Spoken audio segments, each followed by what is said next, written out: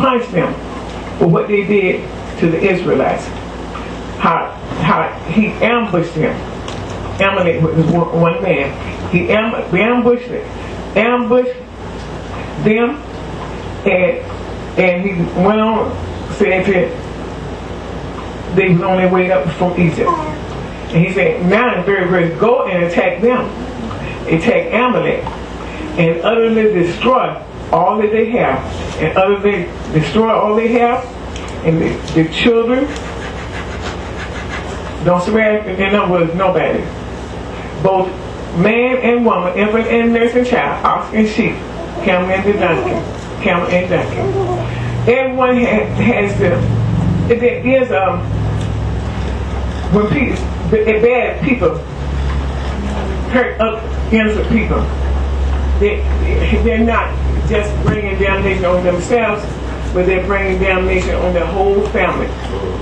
So it says here to utterly destroy all of them. Thank God we live under grace, because this is the Old Testament. God didn't play nothing back then. He doesn't even now either. But thank God for you living under grace. It says here, so Saul had gathered up the people to obey. We will see about all that. God says what it means. It means what it says. Fourth verse. He gathered up the people together and numbered them and tilled them. 200,000 foot soldiers and 10,000 men of Judah. And Saul came to the city of Amalek and lay in wait for the in the valley. Then Saul said to the Canaanites, go depart, get down from among the Amalekites, lest I destroy you with them. For you showed kindness to all the children of Israel when they came out of Egypt. God saying, just as Amalek destroyed those people, and now I'm sending you, Saul, to destroy him and all those people that under him, them too. So in the 7th verse he said, I saw attack the Amalekites and Havilah all the way to Shur, which is east of Egypt. He also took Agag, king of the Amalekites, alive, and utterly destroyed all the people with the edge of the sword. But Saul and the people, so you listen carefully. But Saul and the people spared Agag and the best of the sheep, the oxen, the fatness, the lambs, and all that was good, and were unwilling to utterly destroy them. But everything despised and worthless that they utterly destroyed. So we want to focus on the next verse. Saul spared Agag. He wasn't supposed to spare Agag. And the rest of the sheep, the best of the sheep, he destroyed them. The oxen, the fatness, and the lambs, he spared them. The ones that was good. And the ones that was worthless, he killed them. Utterly destroyed them. 10th verse. Now the word of the Lord came to Samuel saying, now the verse, I greatly regret that I have set up Saul as king, for he has turned back from following me and has not performed my commandments. And it grieved Samuel. And he cried out to the Lord all night. He had let us know that Saul did not obey the Lord. In the 9th verse is what I asked you to focus on. He spared Agag and the best of the sheep, kept them too. The oxen, the fatness, the lambs, and all that was good, and were unwilling to utterly destroy them. God says what he means, and means what he says. So God sent Samuel to tell Saul how he was regretting that he had set up Saul as king. But he has turned back from following me and has not performed my commandments. And it grieves Samuel. And he cried out to the Lord.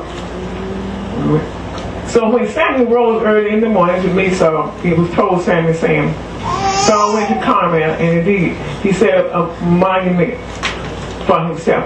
And he has gone on around, passed back, and gone down to Gilgal. Then Samuel went to Saul, and Saul said to him,